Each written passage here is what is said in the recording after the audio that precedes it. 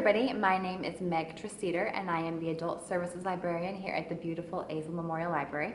I have a lot to talk about with you today. I have about 10 books to discuss and I'm using my regular rating system of 0 to 5 stars. 0, I hated the book, and then 5, I loved it and you should definitely read it. So I'll start with one memoir, the rest will be fiction.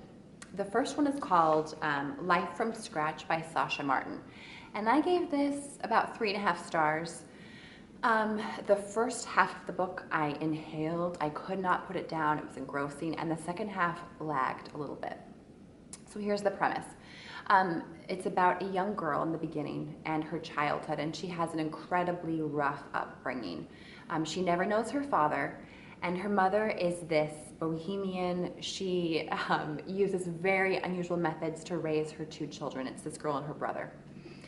And they're so unusual that the children get taken away from her. CPS comes and takes the kids from their mother. And so they are sent to live with the mother's best friend. And this family has a lot of money. They're incredibly wealthy. One of the drawbacks is that the mother doesn't let Sasha, the young girl, into the kitchen. And cooking with her mother was kind of her true passion. It's something they did together, and she loved cooking with her mother. And this new woman who's raising her now thinks that children really shouldn't be in the kitchen. So she struggles with that and a lot of other things, some addiction problems. So this first part, you're just gripped by her story and her unusual childhood, and you just cannot put the book down. She's a good writer, and you want to see what happens to her. The second half, she's gone to culinary school, so she is a chef. She's obviously, a great cook, and she has a new husband, and they're raising their baby. And her husband is this kind of good old Oklahoma boy, and doesn't, he doesn't want to venture out of his comfort zone when it comes to food. And she's trying to feed him, of course, and then this new baby. So she's thinking, how can I kind of get them to try new cuisines? And so her idea is to start a blog called Global Table Adventure. And each week try recipes from new countries. And I'm talking every country, like Slovenia and Russia. I mean, she does just any country you can think of. It's on the map. She finds recipes for it. She does her research, tests the recipes, and then will write a blog post about it. So I've done some of her recipes actually in there, and they're pretty good. I highly recommend the Latvian birthday cake. It was amazing. But like I said, the second half kind of lagged for me. I didn't quite, I don't know, the blog part just was not as interesting for me. I recommend the book, but just know the second half, not as great as the first. So the next book is Enchanted August by Brenda Bowen. And this is perhaps the ultimate beach read. We should all be so lucky to rent a cottage in Maine for a month and have all of our problems solved. It sounds wonderful to me, and that's basically what happened to these people that they get a house together. It's 3 women, I believe 3 women and a man. They rent this house for a month. And they're all having, of course, relationship difficulties and problems at work, and through their relationships with each other and just this magical setting, every issue gets resolved. So it's just a fun, lighthearted beach read. I recommend it. The next one, The Children's Crusade by Ann Packer. I loved it. I want to rave to everyone I know about this book. 5 stars across the board. It's about a man who's a pediatrician in California, and he marries a woman. And I made a joke in my Goodreads, if you watch Mad Men, any Mad Men fans out there, she is as suited to motherhood as Betty Draper is. So not at all. There's not a maternal bone in this woman's body. So they end up having 4 kids together. And this man is a bit of a saint. He's just incredibly patient and so good with kids. And it turns out over time that he kind of starts becoming an ally against his wife with his children. And so this story is one of the best character studies of a family I've ever seen. You get the family's evolution over time, and it is just, you can't put it down. Each kind of section is told from a different person's point of view, and each character is as fascinating as the one that came before. The kids especially, each one is their own individual, they've got a very individual voice. They're all fascinating. They're all precocious and brilliant, of course. And it's a lot about family, their relationships, and birth order, and how that affects, relationships within a family. So I am a fan of Ann Packer now because of this book. The next one, The Third Wife by Lisa Jewell. This one I gave 3 stars. Very dysfunctional family. So it is about a man who somehow keeps attracting women and keeps marrying women. I have no idea. It's not that great. But he keeps finding these beautiful women to marry him. Anyway, his newest is a younger woman, and she has just passed away. It's very tragically, very sudden. She was hit by a bus. And he's, of course, broken up about it. And there's a little bit of a mystery. They're not quite sure if she jumped in front of the bus or if someone pushed her or if, it was just an accident. And so he meets a woman that might be able to tell him more about, this accident or supposed accident. Where the story gets good, though, and keeps your attention is its discussion of divorce and its effects on children. Because he tries to make this work. They'll actually take vacations together. Well, he has all 3 wives together and all of their kids, which I can't even imagine. And he makes it work, but is it really working? There are kind of cracks under the surface. And it's a gripping read about a very dysfunctional family. My main quibble with it is that the ending is tied up way too neatly. And I can never buy him as this great guy that women wanted to marry. I just didn't see it. So that one I gave 3 stars. The next book is Among the 10,000 Things by Julia Pierpoint. And I gave this a 3-star review. I enjoyed this one. The premise is very timely. So it's about a woman who's having an affair with a married man. And she leaves for the wife to find a box full of their very salacious, explicit correspondence, their emails and texts, which are shocking to read. And of course, she leaves it with a doorman. And the doorman gives it to the children, who of course then read it and give it to the mother. The thing is, she already knows about it. The mom already knows about the affair, but now her children know about it too. And so it's really about how this family, over the course of that summer and then later, how they've had to deal with the impact of this affair and what that means. The father is this kind of temperamental artist, and he's just incredibly selfish and self-involved. And so I enjoyed the book because I felt like we got into his head as the reader, about how selfish people can be sometimes and about how good they are at justifying their selfish actions. My main contention with the book came at the end. There's little to no resolution, which can be frustrating as a reader, so I did not like that about the book. The next one, The Novel Habits of Happiness, and I do have this one, by Alexander McCall Smith, and he's so good. He writes that great series set in Botswana, the #1 ladies detective agency. He's got, I think, about 3 or 4 series. This is another one. It's set in Scotland. It's about a woman named Isabel Dalhousie. And she is a philosopher, and she is the owner and editor of a journal that deals with philosophy and ethics. It's this very highbrow, academic publication. And she is someone who, as a kind of this amateur detective, solves mysteries. I love this series because the setting for it, which is Edinburgh in Scotland, becomes a character. Isabel loves where she's from. She loves being a native of Edinburgh, and she talks about the city a lot in the book, which is really fascinating to me. The main reason, though, I love this series, and I would not start with this one. If you've not tried it, do not begin with this one.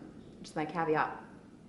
But the reason I like the book so much is because it's fascinating. She'll be walking down the street, and she will see a human interaction, or she'll recall a conversation from the other day, and this will lead to some moral dilemma that she kind of has to wrestle with. And she really is grappling, I think, with problems that we all face every single day. They're very human, very normal, everyday problems that I think we all should be thinking about. And she does so in ways that are very intelligent. The reason I wouldn't start with this one is because I've read, I think, all of his books by now. This was the only one where I found Isabel to be a little annoying. she got a little bit frustrating in that she notices everything people say, and there's never an offhand remark that you can say just as a throwaway comment.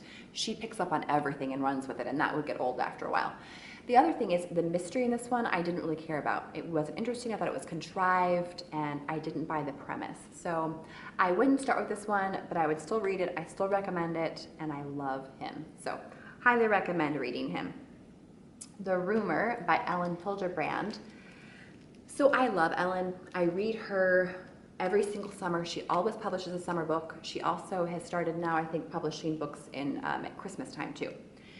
So this was my least favorite one, The Rumor. I gave this one 2 stars. So it's set on Cape Cod, and of course they're all attractive and they're all wealthy. It's about these 2 women who are best friends. And the premise is interesting, and I'll tell you why I didn't like it in a second. But one of the women has a husband who is in debt up to his eyeballs, and he is engaging in this very naughty business venture on the side. Not a good idea. And so she's occupying herself with the gardener, which is bad because her friend finds out about the affair and uses the affair as the premise of her next book, and doesn't even change names, doesn't change plot points, doesn't change settings. So she's using her friend's life for her next book, which is never going to be a good idea. So the book really, though, is about, as The Rumor talks about gossip and the effects of gossip and scandal in a small town. The reason I didn't love the book is because characters go through like catastrophic events, and I thought the consequences were not genuine, and I didn't think characters' reactions to them were at all realistic, and so that felt very disingenuous for me. Also, I thought that the teenagers just got old. They were incredibly ill-mannered and not managed well by their parents. That brings me to my next book, which is The Daylight Marriage by Heidi Pitlor. This was 1 star. I wanted to throw it across the room. And it was so funny. I was reading this book just a few days after I had gone to book club. And I had one of the book club members talk about how she hated a book because of the character. And I was thinking, oh, I guess it's happened to me before. And then it did a few days later. This one character ruined the entire book for me. So it's possible it does happen. The premise is that there's a man and his wife, and she's gone missing. And so a lot like Gone Girl, you get kind of both perspectives. You kind of go back and forth, and you're not quite sure who to trust. You know, is there an unreliable narrator? But it's their daughter, their teenage daughter, who are people really like this? She ruined it for me, and it ruined the book. That's all I want to say about it. So the next one is Disclaimer by Renee Knight. And this one, I think, is the breakout book of the summer. Everybody's reading it. It's like the new Gone Girl, Girl on the Train. And it's fascinating. It's this great psychological thriller. I gave it a 4-star rating. It's about a woman who finds this book on her bedside table and starts to read it, and she realizes the book is about her and her life. It just gives you chills. It's so good. It's so creepy. And she kind of has to discover, who gave me this, who, of course, left her the book, and, why did he or she write it? And the writer is great in that she gives you just bit by bit, crumb by crumb, to just keep you reeled in, and that you cannot wait for the ending. It's explosive. There are twists and turns, and I just couldn't put it down. So you've got to read it. The last book. Kitchens of the Great Midwest by J. Ryan Stradal. And this never happens to me, but I actually changed my rating of this book. It was so funny. I wasn't sure if I loved it, and then I put it down and waited a few hours, and I said, oh, I did love that book. It does deserve a higher rating. So I give this one about 4 stars. It really does grow on you. The premise is there's a girl named Eva, and she has what's called a once-in-a-lifetime palate, and she grows up to, of course, be this great chef. And she ends up hosting, throwing these dinner parties. And these dinner parties are like life-changing. They're insane. There's a 3-year waiting list, and they're, I think, 5,000 or 10,000 just for dinner. So, of course, she's become very famous for these. And the book is, of course, about her kind of her evolution to how she got there. But what the author does that's so fascinating is you're introduced to her at the very beginning, and then each subsequent chapter deals with someone else in her life, and they can be connected by a very thin thread. You know, there's not much of a connection there. Some are about, you know, like her cousin, right, who she's very close to. One chapter is about her competitor in the business. One chapter is told from the perspective of a high school boyfriend. And they're just charming, quirky, cute stories. My favorite, though, it's brilliant.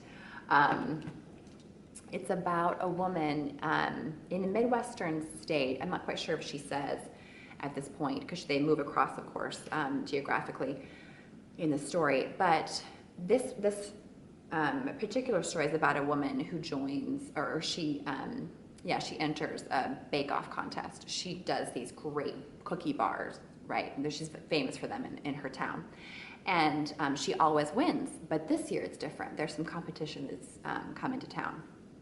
It's this young woman who's gorgeous, and she wears like Gucci and Prada, and she's just not in their typical crowd, and so she gives her a run for her money.